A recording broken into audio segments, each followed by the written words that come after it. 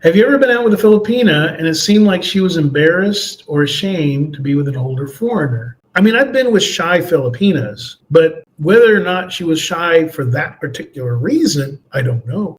But I have been on dates over the years with a shy Filipina who simply had never dated a foreigner before. This is like a life-changing event. Remember, these are often women in 19, 20, 21. We're kind of seasoned, but we have hopefully a lot of dating experience behind us. But for them, it's like, one day they're thinking, oh, well, maybe someday I'll date the guy that I went to high school with. And then all of a sudden they get this opportunity, you approach them, and now they're on a date with a foreigner and all their friends know about it and they're just scared out of their mind. So I've had those kind of dates and I just set them at ease, make them laugh, make them feel comfortable. To me, it seems like if a Filipina was embarrassed to be with an older foreigner, she wouldn't go out with him in the first place. She just wouldn't. So I think more often than not, she's just shy about it being one of her first experiences. Or I've had this happen before. I set up a date, meeting them wherever, and then I chat them and I say, usually the same day or within 24 hours, I'm like, hey, I'm going to go get lunch. You want to be, you want to join me? And like this one, I remember she was, normally I had kind of a rule. I only dated women that I considered a 7 through a 10, but there was like 3 times where I met a woman who just seemed to have like a nice personality. She was maybe a 5 or 6, And so there was this woman and I just bumped into her at the mall and we got to talking. Everything was like smooth and comfortable. And again, she wasn't a beauty queen, but something about her I just kind of liked and I wanted to talk to her more. So I told her, you know what, I'm going to get some lunch. Why don't we talk over lunch, my treat? And she's like, oh yeah, okay, that sounds good. So then there was this restaurant, can't think of the name of it, but it was like right across from the Pepper Mill. Maybe you know the name of the restaurant there at Ayala Mall in Cebu. And I'd been past it a bunch of times and I was curious. I was like, it's kind of a nice restaurant, Philippine standards. But for us, it'd be kind of something like Applebee's. But, and so I said, I've been curious about this restaurant. I want to go check that out. Let's eat here. And so we go in, we get a table and whatever. And I'm just relaxing and chilling and having a good time and talking with her and stuff. And I noticed that she's like looking around and she's really like partly nervous and partly embarrassed. And finally, I just called her on it and I was like, well, what's wrong? You seem like anxious or something. And she said it was a combination of things. One, she'd never been in a restaurant that nice. That was like the nicest restaurant she'd been in, I guess, And again, to me, it's just like, whatever.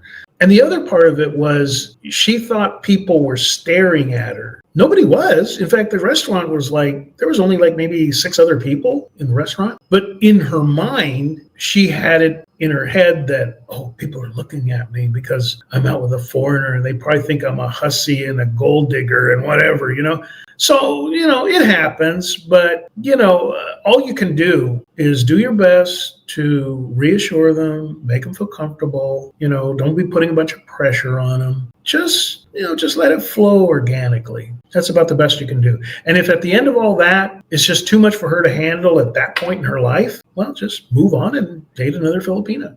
Asia Unscripted. Online teaching salaries have dropped by 30-40% since China did its thing. For those of you who don't know, Asia Unscripted, he damn well knows what he's talking about.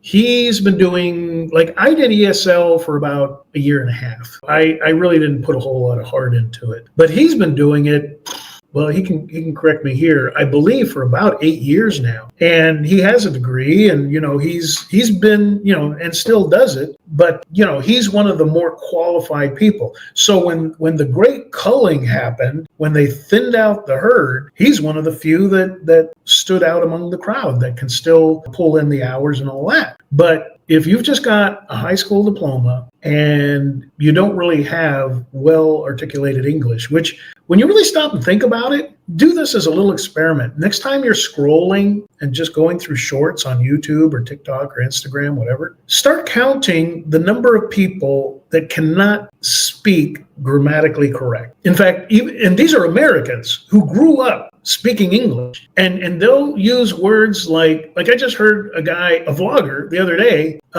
talking about earthquakes. Earth, like ERFF, earthquakes. It's earthquakes, earth, like the earth, the round earth, not earth. Or you'll hear people saying things like, so I axed him. You mean you asked him? Oh no, I axed him. So you took an axe and you axed him. No. I gave him a question. Well, then you asked him. No, I axed him.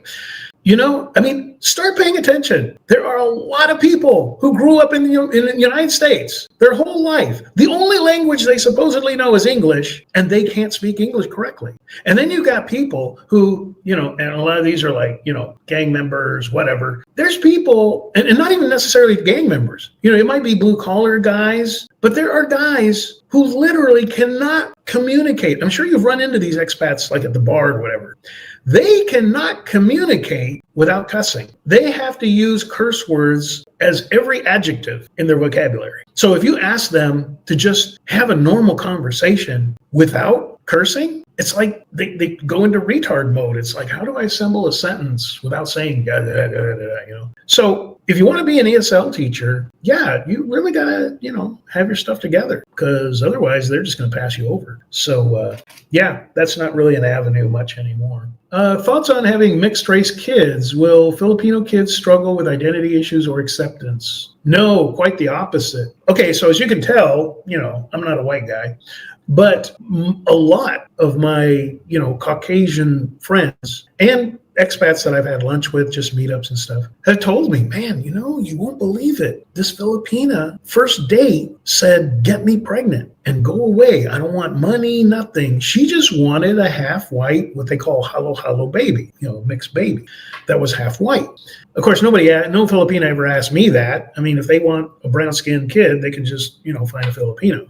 So I don't get those kind of offers. But, these guys were like, wow, these women just wanted a half white kid. And the reality of the culture here is that, like, for instance, you look at all the soap operas and movie stars in Philippines, movies produced by Filipinos with Filipino actors, the commercials for all these different products, 98% of them look like almost white people. They're Filipinos, but they're light-skinned Filipinos. Very rare you're going to see a dark-skinned Filipino as a lead role in a movie, or a TV series. I think Mikey Bustos is maybe one of the darkest ones you'll find that's really popular, but all the rest of them, Ann Curtis and Derek, what's his name? Derek something. Derek Caesar, I forget. Anyways, but, they're all very light skinned. And so the perception, or, getting back to your question with what's the future for like a half white Filipino kid, very favorable. It's like when he goes to grade school, all the kids are going to want to be his friend. And when he goes out job hunting, the doors are going to kind of open a little easier for him, because that general perception is, if you got really dark skin, you must be some rice farmer's son that doesn't know anything, and it's a perception. And the perception is also, if you're a light skinned kid, wow, you must be kind of smart. Oh, your dad's a white guy? Oh yeah, you're probably definitely pretty smart. When can you start working for us? It sounds silly, but that is the perception. And you look at South Korea, it's even way overboard. They're already light skinned, and everybody walks around with makeup and whatever. They practically look porcelain. In fact, I saw an article a long time ago online saying that of all countries, South Korean men use the most makeup.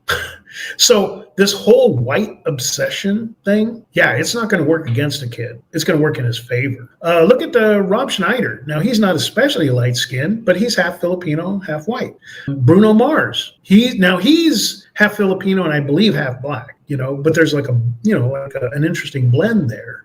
Oh, also, so many of the Miss Universe and Miss World winners who happen to be Filipinas. It's amazing how many are Filipinas, but count how many of them were dark skinned. Pia Wurzbeck, the previous, I think she was Miss Universe. I mean, she's light. And if you look back in history, you can Google it or whatever, look at all the Miss Universe and Miss World from Philippines, you're not going to find a dark one. They're all light skinned. So to answer your question, having a light skinned kid, man, Filipinos want that.